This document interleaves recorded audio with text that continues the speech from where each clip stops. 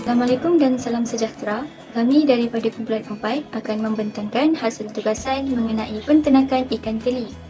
Seperti yang kita sedia maklum, ikan keli yang juga dikenali sebagai Claria species berasal daripada Asia Tenggara.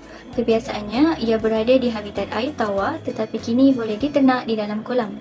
Penternakan ikan air tawar seperti ikan keli semakin mendapat permintaan dalam kalangan masyarakat tempatan. Hal ini kerana ia menyumbang kepada bekalan ikan negara dan menjana pendapatan. Pengurusan yang sistematik sangat diperlukan untuk memastikan penghasilan ikan keli yang bagus dan berkualiti. Terdapat dua objektif tugasan. Yang pertama, merancang dan mengurus aktiviti ternakan spesies ikan keli. Yang kedua, mempamerkan sifat kerjasama setiap ahli dalam kerja berkumpulan.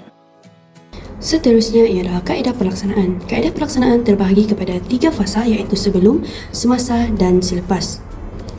Sebelum memulakan proses penternakan ikan, bersihkan kolam tangki dengan menggunakan sabun dan berus sehingga bersih. Setelah kolam tangki dibersihkan, isi kolam dengan air bersih dan dirawat dengan anti klorin sebanyak 1 tutup botol anti klorin.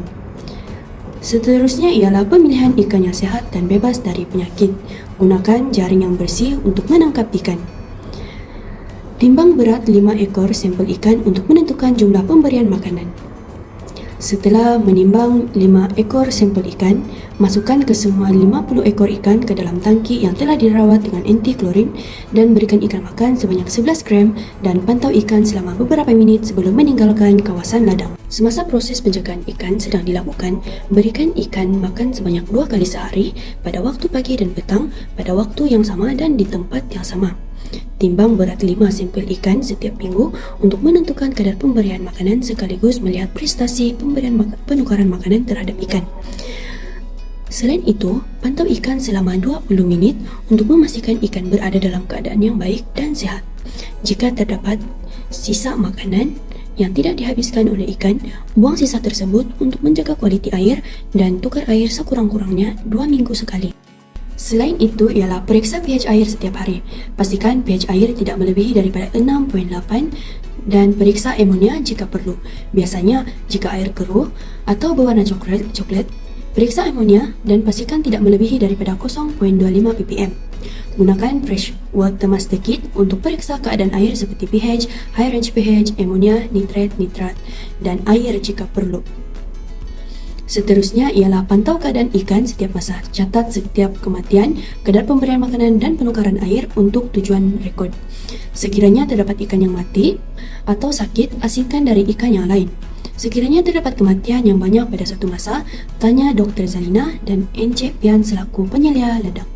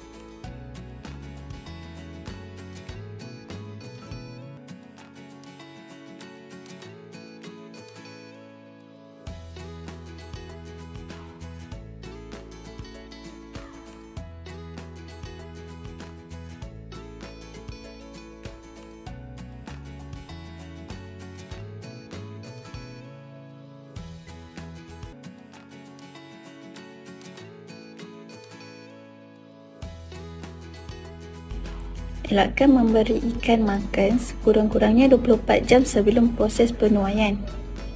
Selepas ikan dituai, bersihkan tangki dan peralatan yang digunakan menggunakan sabun dan berus.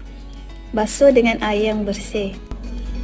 Keringkan peralatan yang digunakan dan simpan peralatan di tempat yang telah disediakan. Terbalikkan tangki supaya tiada air yang bertakung untuk mengelakkan pembiakan nyamuk. Tugasan ternakan ikan dalam subjek aquakultur ini sedikit sebanyak telah memberi hasil dan dampak yang positif kepada kami. Kami telah dapat menuai hasil ternakan dan mengkomersialkannya. Berat purata seekor ikan yang kami telah berjaya ternak ialah 51.8 gram dan jumlah akhir ikan ialah 28 ekor. Impak yang kami dapat daripada tugasan peternakan ikan ini adalah ia dapat memberi pengalaman kepada kami dalam bidang peternakan ikan. Seterusnya dapat menambah pengetahuan tentang pengurusan makanan dan penyakit ikan keli. Seterusnya adalah memupuk kerjasama dalam ahli kumpulan dan memupuk semangat keusahawanan di dalam diri. Permasalahan yang timbul adalah tangki ikan didapati berbuih pada peringkat awal penternakan dijalankan. Hal ini berpunca daripada persekitaran yang berubah menyebabkan ikan menyesuaikan diri dengan persekitaran yang baru.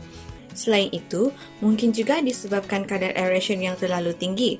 Oleh itu, cara mengatasi masalah ini adalah dengan membersihkannya dengan menggunakan jaring ikan.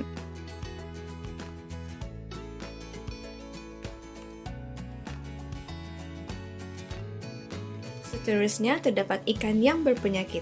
Simptom dan ciri-ciri ikan berpenyakit adalah seperti yang berikut, iaitu ekor terkupas, ikan tercungap-cungap, pernafasan yang tidak stabil, serta corak pergerakan ikan yang tidak aktif dan tidak normal. Di samping itu, terdapat juga sesungut ikan yang putus disebabkan berlakunya persaingan antara ikan bagi mendapatkan makanan. Ini juga berpunca daripada kadar pemberian makanan yang tidak teratur bagi hari-hari yang tertentu. Tak, dia kan semua dia semua putus-putus. Dia makan kawan makan dia. Lepas tu makanan dia tak cukup, air, kualiti air tu. Waktu makan tu, tengok dia makan. Kalau habis, okey dah tu. Kalau tak habis, ada something wrong. Tak habis tu kena keluarkan, kan kena buang lah yang tak habis tu. Sebab tu bila makanan tak habis, air cepat kotor. Bagi ikan yang berpenyakit, kami telah menghasilkan ikan yang berpenyakit dan diletakkan ke dalam akuarium. Kedua, kami memantau keadaan ikan tersebut di dalam akuarium sehingga sehat. Tiga, kami telah membersihkan semula tangki ikan dengan menggunakan sabun dan berus. Kemudian, kami telah mengisi air semula.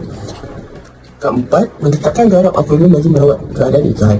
Garam akuarium tersebut kami meletakkan segenggam dan ditabur ke dalam permukaan tangki dan diletakkan air. Masalah yang ketiga adalah kami mendapati terdapat sebilangan ikan yang mati. Ini berpunca daripada kualiti air yang tidak baik, iaitu kadar amonia yang terlalu tinggi menyebabkan tangki ikan menjadi busuk. Selain itu, ia juga berpunca daripada sisa makanan yang terlalu banyak menyebabkan kadar amonia meningkat. Bagi kematian ikan, mula-mula sekali kami telah membuang semua air di dalam tangki. Sekiranya keadaan air sangat kotor, kami membuang 3/4 daripada keseluruhan air. Kedua, membersihkan keseluruhan tangki dengan menggunakan sabun dan berus. Kami mencuci tangki tersebut sehingga bersih. Tiga, menggantikan air yang baru ke dalam tangki. Sebelum meletakkan air yang baru tersebut, kami telah meletakkan anti-klorin ke dalam air sebelum dimasukkan ke dalam tangki yang mempunyai ikan. Sebagai kesimpulan, penternakan ikan keli memerlukan pengurusan yang sistematik, bermula dari penyediaan tempat yang sesuai, pengurusan kualiti air, pengurusan penyakit dan pemakanan yang bernutrien tinggi juga perlu diambil berat untuk memastikan ikan keli membesar dengan baik. Setiap ahli kumpulan memberikan kerjasama yang sangat baik sebagai satu pasukan, seterusnya memudahkan aktiviti penternakan ikan keli ini berjalan dengan jayanya.